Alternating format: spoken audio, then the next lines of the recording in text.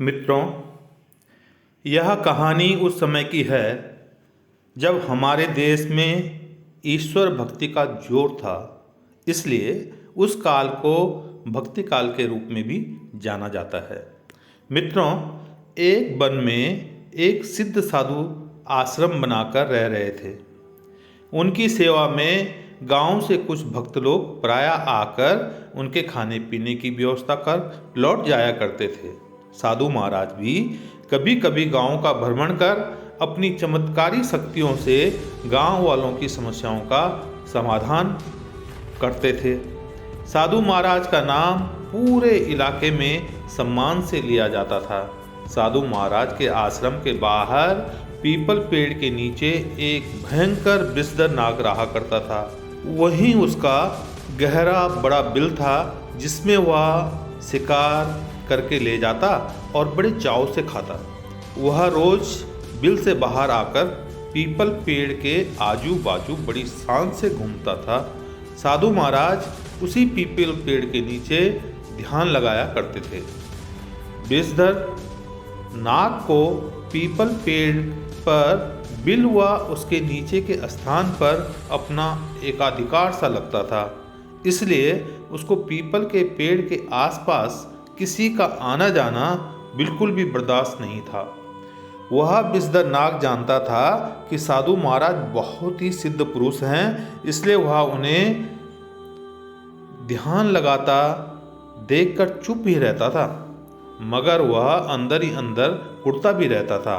हाँ, वन में घास लकड़ी के लिए आने जाने वाले लोगों में से कोई अगर भूलवश पीपल पेड़ के नीचे सुस्ताने को रुक गया तो फिर विषधर नाग खूंखार कर उसे डस दिया करता था और फिर वह इंसान पानी पीने को भी जिंदा न रह पाता था।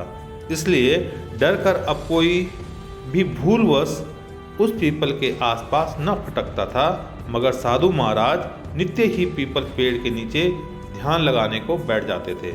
और फिर एक दिन विषधर को साधु महाराज पर बहुत गुस्सा आया, क्योंकि वह 2 दिनों से भूखा जो था और इसी झुंझलाहट में उस विषधर नाग ने ध्यान में बैठे साधु महाराज के अंगूठे को डस दिया और फिर वहीं पर रहकर कुछ देर तक वह साधु महाराज को बड़े ध्यान से देखता रहा।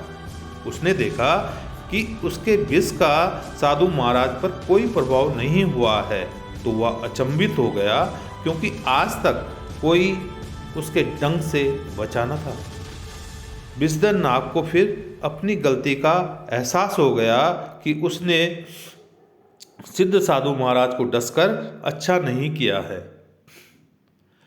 विषधर नाग वहीं पर बैठकर साधु महाराज को ध्यान से बाहर आने का इंतजार करने लगा। साधु महाराज जब ध्यान से वापस आए तो विषधर नाग उनसे अपने किए की माफ़ी मांगने लगा, मगर साधु महाराज उससे बोले, हे नाग, मुझे तुम्हारे काटने का तो एहसास ही नहीं हुआ, तो फिर तुम क्यों माफ़ी मांग रहे हो? विषधर नाग बोला, महाराज अपने अंगूठे को देखिए, नीला पड़ गया है। साधु महाराज बोले, कोई बात नहीं, मुझे मंत्र आता है, कल सुबह देखना मेरा अंगूठा पहले जैसे हो जाएगा, इसलिए तुम चिंता ना करो। विषधर नाग बोला, मगर मुझे ऐसा नहीं करना चाहिए था। साधु महाराज बोले, हे नाग, तुमने कहाँ गलत किया? तुमने तो अपने स्वभाव के अनुसार कार्य किया, इसलिए अपने किए पर मत पछताओ। जब नाग ने देखा कि साधु महाराज उससे थोड़ा भी नाराज नहीं हैं, तो फिर वो खुशी खुशी अपने बिल में चला गया।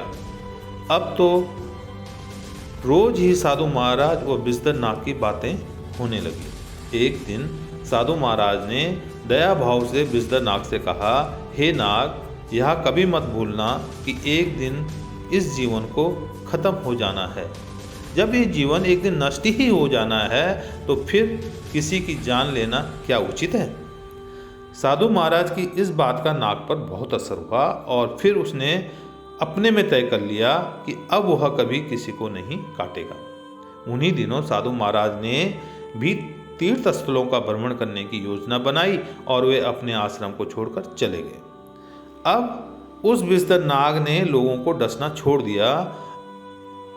अब वह अधिकतर भूखा रहता और पीपल पेड़ के नीचे सुस्त लेटा रहता।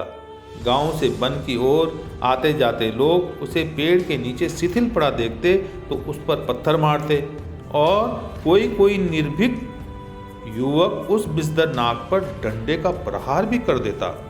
अब उससे कोई न डरता था, बल्कि वह विषधर नाग लोगों को देखकर डर के मारे बिल में छुप जाता था। यह विषधर नाग अपने जीवन के बहुत ही कठिन दौर से गुजर रहा था। काफ़ी समय बाद साधु महाराज अपने तीर्थ भ्रमण से अपने आश्रम में लौट आए।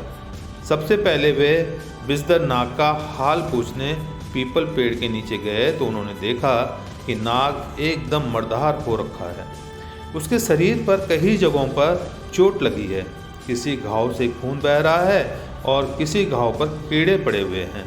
साधु महाराज को देख नाग रोने लगा और बोला, साधु महाराज देखो, मैं आज मरने की स्थिति में आ गया हूँ, मगर अभी तक मैंने आपके कहे का पालन किया है, मैंने किसी को नहीं डसा है।